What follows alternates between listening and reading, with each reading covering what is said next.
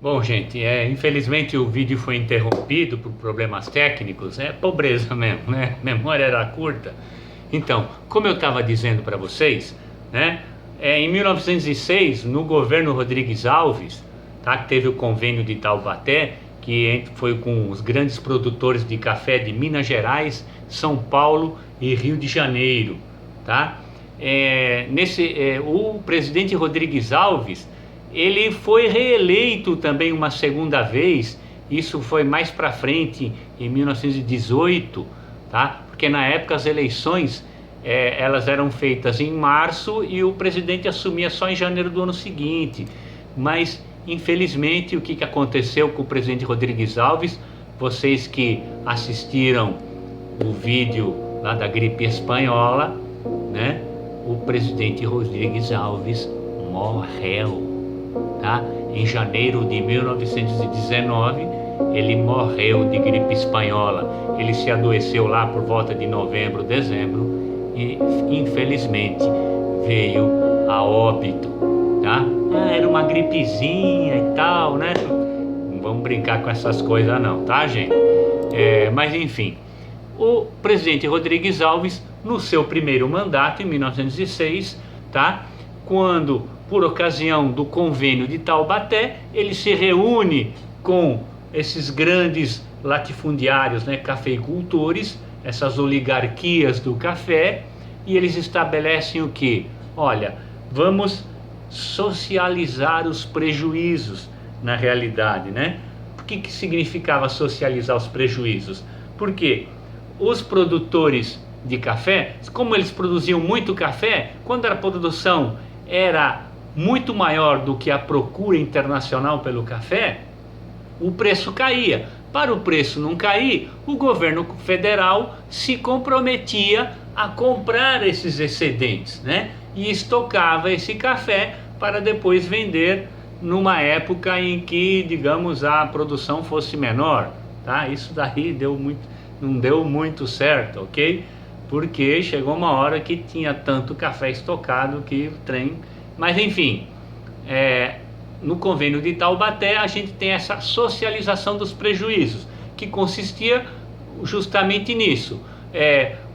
Quando a produção de café era muito grande, o governo federal, né, comprava esse excedente de café, e obviamente, como era o governo federal que comprava esse excedente do café, né, quem acabava pagando a conta, né, era o povão, né, porque o governo federal pegava o dinheiro da onde? Os recursos federais vinham dos impostos pagos pelo povo, né, aliás, como ainda hoje, tá? Por isso que a gente chama de socialização dos prejuízos, porque os fazendeiros não ficavam no prejuízo. Se o preço do café baixava, ou melhor, o preço do café não abaixava, porque o governo comprava o excedente. Isso foi o que ficou estabelecido no convênio de Taubaté, ok?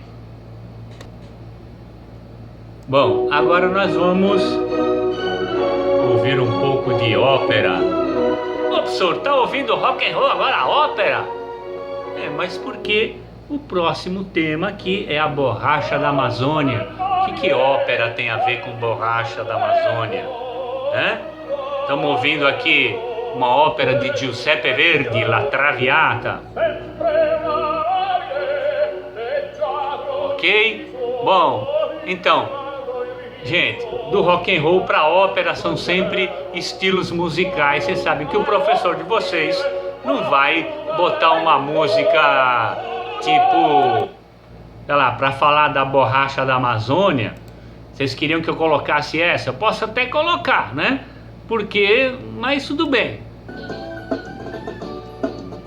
Borracha azul, borracha preta, fiz essa aqui pra ver se esquece a caneta. Vamos esquecer a caneta, né?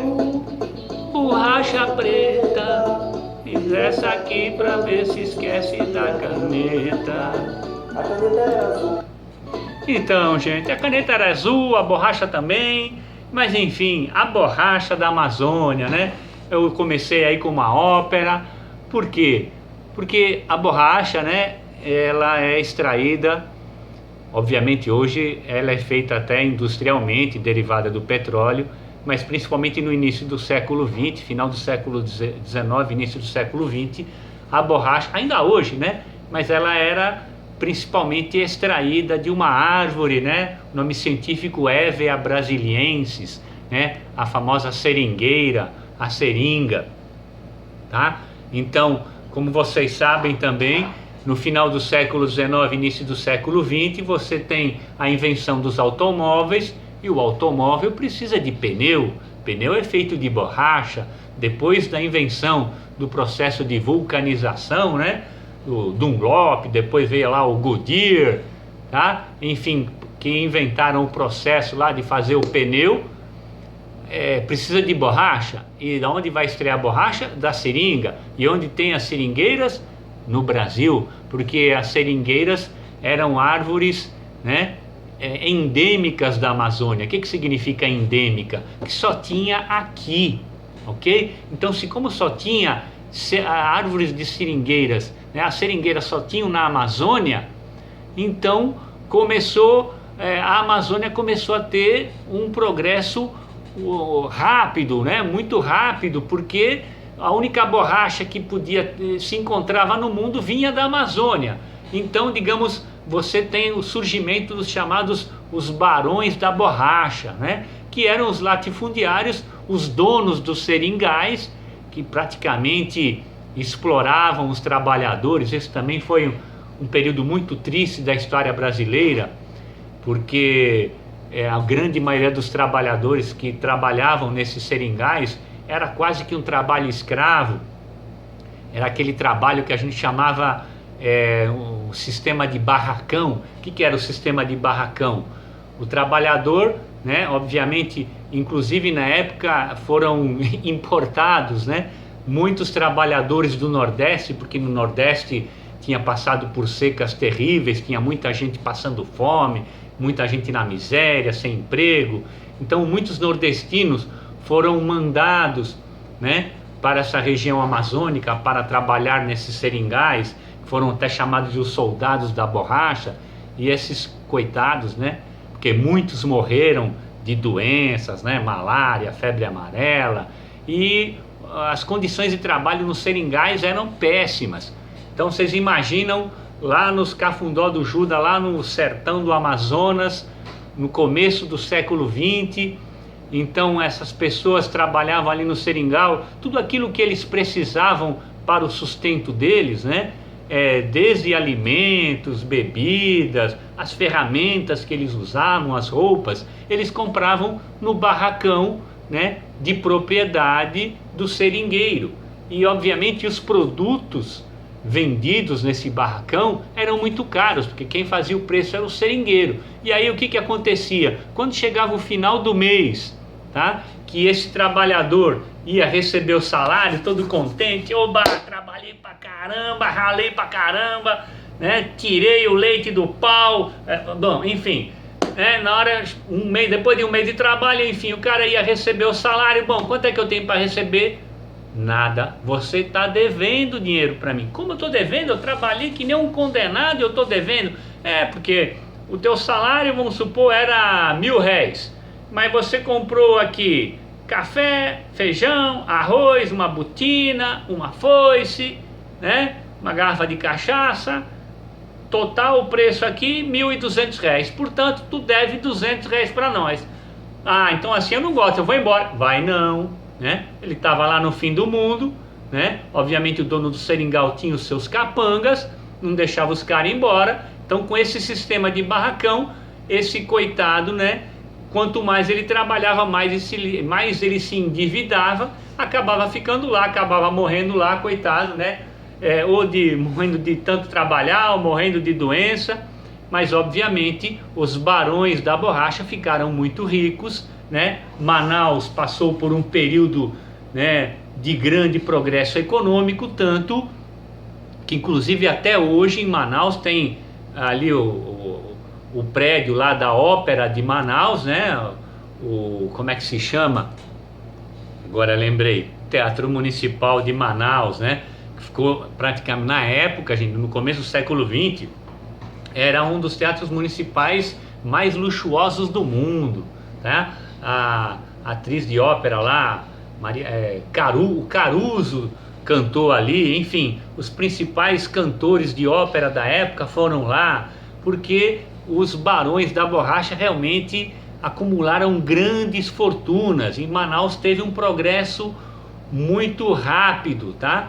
Mas esse progresso foi rápido e também acabou rapidamente, tá? Por quê? Porque esses barões da borracha, eles não estavam nem aí, eles queriam ganhar dinheiro, exploraram pra caramba os nordestinos que foram trabalhar lá, né, principalmente, acumularam essas riquezas, mas aí, um belo dia, um inglês, né, o que ele fez? Ele praticamente contrabandeou sementes da seringueira, né? Ele recolheu milhares de sementes e levou para as colônias inglesas no Sudeste Asiático e começou a plantar as seringueiras, né, lá no Sudeste Asiático, e plantando elas num sistema mais racional, etc e tal. E aí o que aconteceu, né? Para vocês terem uma ideia, o preço da borracha, aqui na página 56, né, já dá para fazer uma comparação. O preço da borracha entre 1910 e 1915 despencou, porque se praticamente a borracha asiática em 1910 era praticamente somente 13% da produção mundial, em 1915 chegou a 70%. Ou seja, a partir do momento que a borracha passou a ser produzida também lá no Sudeste Asiático, obviamente o preço da borracha despencou, tá? E aí o que acontece? Os seringais ficam abandonados, né? Os barões da borracha praticamente faliram e se encerrou o famoso ciclo da borracha, tá? Que depois teve digamos, um revival, né? Teve um renascimento durante a Segunda Guerra Mundial, inclusive tem até a ver com o Mato Grosso, porque na época, aqui na nossa região, principalmente no Vale do Cravari, tinha várias seringueiras, né? E, enfim, na Segunda Guerra Mundial tem mais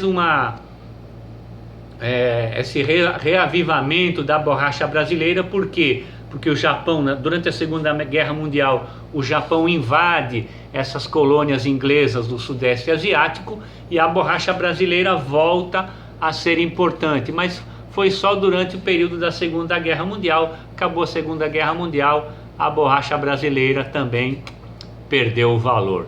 Beleza?